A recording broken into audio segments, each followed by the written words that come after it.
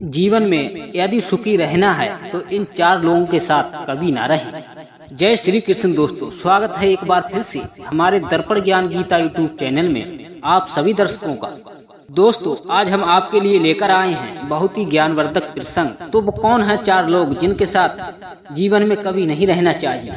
तो मित्रों, जानते हैं इस कहानी के माध्यम से। मित्रों, एक बार एक गाँव में अपने शिष्य के यहाँ गुरु जी पधारे थे और गुरु के आने से शिष्य बहुत ही प्रसन्न हुआ। शिष्य ने अपने गुरु की बहुत ही सेवा एवं आदर किया और अपने गुरु का आशीर्वाद लिया। जो गुरु थे वो बहुत ही ज्ञानी पुरुष थे। कुछ समय बाद अपने शिष्य के यहाँ से गुरु जी जाने लगे। तभी वो शिष्य अपने गुरु के चरणों में गिर पड़ा और गुरु ने अपने शिष्य को उठाया और गले लगा लिया। तो गुरु ने देखा शिष्य के आंखों में आंसू भरे थे। तो गुरु ने अपने शिष्य से आंसुओं का कारण पूछा। तभी शिष्य कहने लगा, हे गुरुदेव, मैंने अपने जीवन में आपसे बहुत कुछ शिक्षाएं प्राप्त की हैं। आप तो मेरे भगवान के बराबर हैं। और गुरुदेव, मेरे आंखों में आंसू इसलिए आ गए कि आपके दर्शन कई वर्षों के बाद हुए और आप मुझे इतनी जल्दी छोड़कर जाने लगे। गुरुदेव, गुरुकुल में शिक्षा प्राप्त करने के बाद मैं अपने घर लौट आया। तब से आपकी कमी मेरे जीवन में होती रही है। तभी गुरु ने अपने शिष्य को अपने प्रति इतना प्रेम व्यवहार देखकर तो अपने शिष्य से गुरु ने कहा कि हे शिष्य, तुम्हारे जैसा शिष्य हर गुरु को प्राप्त हो और मिले। और जाते जाते मैं तुम्हें कुछ ऐसी ज्ञान की चार बातें बता के जाऊंगा। ध्यान से सुनना और उन बातों को अमल करना। यदि मेरी बताई हुई बातों को तुम ध्यान से सुनते हो तो तुम अपने जीवन में बहुत ही सुखी रहोगे, कभी भी दुखी नहीं रहोगे। मित्रों, शिष्य अपने गुरु के सम्मुख हाथ जोड़े खड़ा था। गुरु ने कहा, हे शिष्य, जीवन में इन चार लोगों का संग कभी भी मत देना। ऐसे चार व्यक्तियों के साथ कभी भी मत रहना।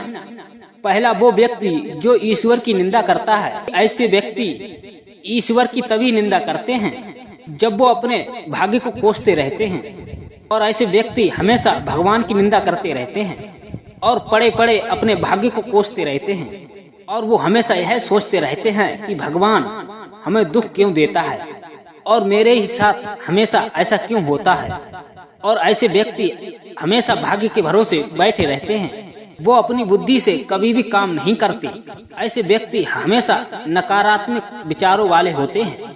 ऐसे व्यक्तियों को साथ देने वाले लोग भी नकारात्मक विचारों वाले हो जाते हैं। और ऐसे व्यक्ति हमेशा दुख एवं कष्टों में डूबे रहते हैं। और जो भी व्यक्ति ऐसे व्यक्तियों को साथ देता है तो वो भी जीवन भर दुखी रहता है। शिष्य, दूसरा है मूर्खों का संग। यदि मूर्खों को कोई भी ज्ञान दिया जाए और बात समझाई जाए तो वो बातें उसके समझ में नहीं आती, अर्थात अपना ही समय नष्ट होता है।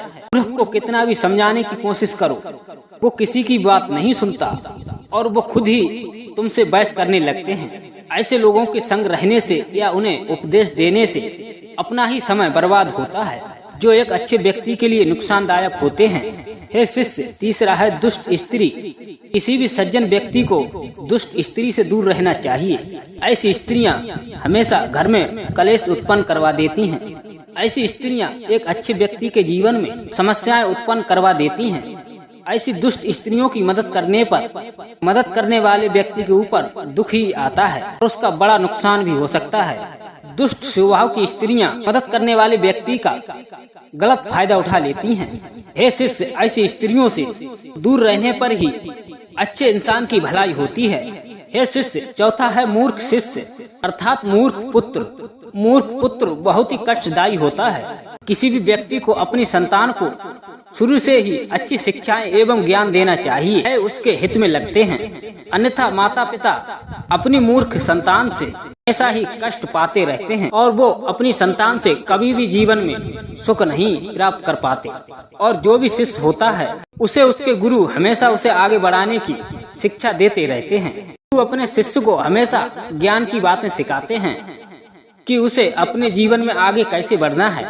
यदि गुरु को मूर्ख शिष्य मिल जाए तो वो उल्टा ही गुरु को पढ़ा देता है कि कैसे आगे बढ़ना है।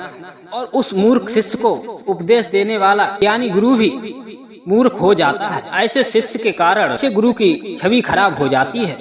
तो मित्रों, इस तरह गुरु ने अपने शिष्य को शिक्षा देकर वहां से प्रस्थान किया। यदि आप सभी मित्रों को ये कहानी पसंद आई हो तो हमारे कमेंट बॉक्स में जय श्री कृष्ण अवश्य लिखना। मिलते हैं ऐसी ही किसी ज्ञानवर्धक कहानी के साथ, तब तक के लिए जय श्री कृष्ण, जय श्री राधे।